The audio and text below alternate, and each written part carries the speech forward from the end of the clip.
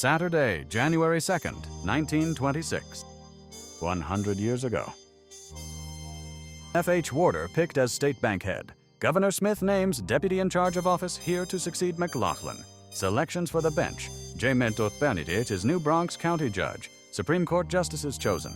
Frank H. Warder of New York City was appointed last night by Governor Smith as State Superintendent of Banks to succeed George Werther Skinner, becoming the first incumbent of the position since it was created. The appointment was announced by Governor Smith shortly before midnight. Mr. Warder has been chief counsel of the New York Clearinghouse Association since 1908. He succeeds Mr. Skinner, who resigned. The governor also made the following appointments. Frank J. Adie, County Judge of Queens, to succeed Judge Dodd, resigned. Charles S. Levine, Judge of the City Court, to succeed. Justice Joseph F. Ryan, resigned. Edward F. Egan, Justice of the Municipal Court, to succeed Justice John H. Finnegan, resigned. Grover K. Russell, Judge of the Court of Sessions of the 2nd Judicial District, Brooklyn. Harry E. Levy, Justice of the Supreme Court, 2nd Judicial District. Young G. Russell, Justice of the Supreme Court, 2nd Judicial District. Governor Smith appointed J. Barrett of Brooklyn to succeed him as Bronx County Judge.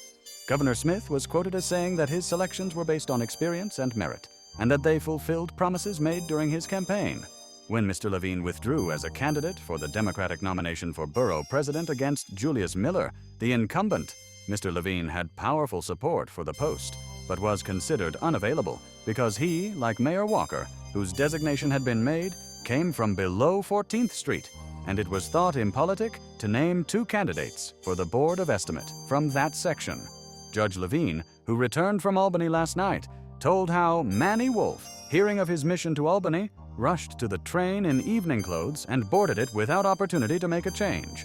With them went Representative Christopher D. Sullivan and Highland Bushell, Judge Levine's former law partner. Judge Levine said that when the quartet was ushered into the presence of Governor Smith at noon, Mr. Wolf kept his overcoat buttoned up to the throat, although the governor's room was warm. "Why don't you take off your coat, Manny?" asked the governor. "Well, it's like this," Judge Levine said. Mr. Wolf replied. "I have on full dress. I was unable to change to street clothes and catch the train. I had to see my old friend, Judge Levine, get the appointment. I didn't stop to think about the conventions." Governor Smith, as he handed Judge Levine the paper on which his appointment was written, winked at Congressman Sullivan and remarked, "Max, it is tied with green ribbon." Justice Koch, appointed to the City Court bench, resides in the Williamsbridge section of the Bronx.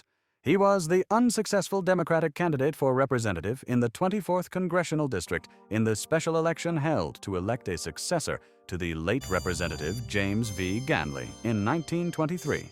Mr. Ryan, the other new City Court Justice, was an anti-organization candidate for the Democratic nomination for the City Court against Justice Lorenz Zeller in 1915. Mayor swears in his aides. Tells crowd at inaugural policy is cooperation with citizens. Pledges courtesy to all. Visibly happy as Republican associates in Albany succeed to City Hall. Tammany has a great day. Bravo outburst, headed by Voorhis, Walker makes 7 more appointments. Jimmy seems in complete control of the situation from the start. The inaugural ceremony was marked by enthusiasm and applause as Mayor Walker took the oath of office and outlined his policy of cooperation and courtesy. Mayor Walker declared that his administration would depend strictly upon the confidence of citizens of the city, and he pledged fairness and accessibility in municipal government. He emphasized harmony between the executive branch and the public, stating that government should be conducted openly and without favoritism. The mayor expressed appreciation for the confidence shown in him and said that he intended to work with all groups regardless of political affiliation. He stressed efficiency, honesty, and respect for the law as guiding principles of his administration. He announced several appointments following the ceremony, drawing cheers from the crowd, particularly from Tammany Hall supporters who celebrated the return of their influence in city affairs. Appointments announced. Mayor Walker appointed the following officials to key city posts, emphasizing experience and loyalty. Commissioners and deputies across multiple departments, administrative officers aligned with reform and efficiency goals. The crowd greeted each name with applause. Ceremony and crowd reaction.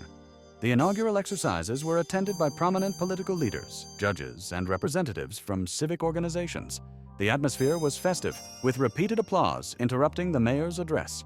Supporters praised the mayor's remarks as conciliatory and forward-looking. while political observers noted the significance of Tammany Hall's renewed strength. Public and political response. Republican leaders in Albany were reported to be satisfied with developments in City Hall, and several observers commented on the cooperative tone struck by the new administration. Women leaders and civic reform groups were present and noted with approval the mayor's emphasis on courtesy and public service. Police cheer new chief. Commissioner says no interference with duty will be tolerated.